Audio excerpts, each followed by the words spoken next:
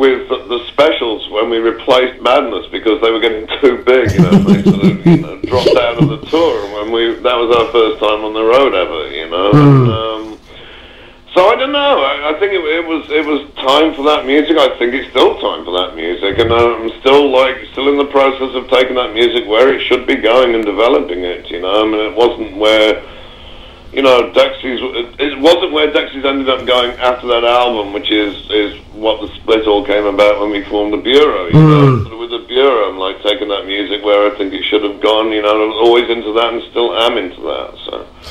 Ian, tell us about the actual day and who's going to be turning out for it. Right, well, it's taking place at the Flapper, which is near the canal, really close to the National Indoor Arena, if people know that area. It's July the 17th from 7 o'clock.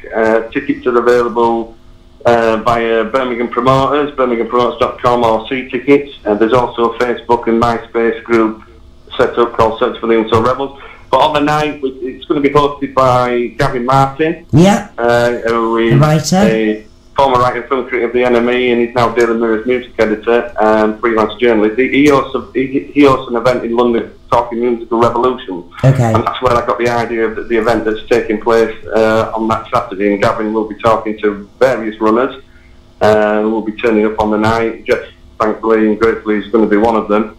We've also got Mike Lay, who was the original Dexys photographer.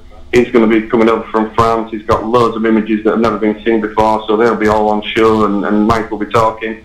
And even more excitingly, if you remember the album cover, Janice, it was a very great, a massive image of a in Belfast with a suitcase and being evicted from his home during the Trouble. And we tracked him down. He's called Anthony O'Shaughnessy, and he's coming over from Belfast to not only talk about the story behind the picture, but how he felt when he first saw his face on the top 10 album. Wow.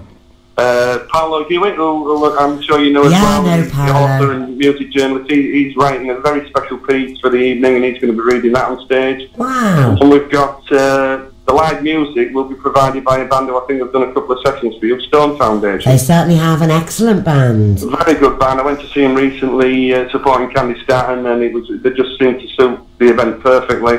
By the way, they say hi. I spoke to them last night. Give them my love. and the reason they got into music, they're telling me, is because of this album. So it all kind of fits perfectly. I remember, Jeff, being in Menorca. I went on holiday on my own, and it was the only thing I had with me. And you know, when you're on holiday on your own, they throw you out of restaurants early because they don't want you sat there looking desperate. And every night I'd just be playing this album on repeat because I had nothing else to do. And reading Down and Out in Paris. A vivid memory of that. You must be looking forward to it, Jeff. I really am. Actually, I'm talking about Anthony O'Shaughnessy. I have to tell you this story actually really quickly. We were playing in Belfast with Dexys, and just after the album had come out, and this guy shows up, and it was Anthony O'Shaughnessy. Comes into the dressing room, and he had no idea until he was walking past a record store in Belfast and saw a 6-foot cardboard cutout of himself in the window. And he looked at it and said, that's me. I was going to say now, Jeff, he's bringing that cardboard cutout with him. Oh, wow. He's still got it. Oh. He's still got the cardboard cutout. He's still got it. He's bringing it over. Well, he's missing a few signatures, I think. It sounds brilliant, Before we go, Jan, I don't know how long we've got, but I have asked every single person that I'm aware of that's involved in this album to come. The producer Pete Wingfield, the sleeve designer Pete Barrett. I've asked absolutely everything, but one guy I've not been able to trace, and I think he was Midland Bit, and Jeff will remember him as Tommy. Is a guy called Darren Langford who was Darren was a schoolboy who bunked school and followed the band around, and I think he actually studied to play trumpet on. We had him on a TV show. Like I don't think it was Top of the Pops. One of the TV shows we did, we didn't have trumpet on the record, but he was standing there miming trumpet when we were doing like one of these lip sync jobs on TV. It was like one of our funnier moments. So if anybody knows where... Thank God the MU didn't find out. I had no idea, no. I haven't heard of him, I haven't heard from him for like forever. So Darren Longford. Darren Langford, known as Tommy in the day. If anybody knows how I can get in touch with him, hopefully they'll ring your show, and you've got my details there. All right, brilliant. I'm hoping to be there on the evening. All right, fantastic. And maybe we should stop and have this search, in search of Darren Langford on WM. Tommy Langford, that's a new skill I'm putting on. Darren Tommy Langford. Good to talk to you both. Thank you very much indeed for getting us up in the middle of the night, Jeff, there in New York, and Ian Jennings as well for joining us. It's all taking place July the 17th. Right. It's getting light now. I can crawl back into my car. Oh, New York City skyline, sunrise, it's beautiful. Take care. Cheerio to both of you. Thank you. Bye-bye. Bye-bye. Bye.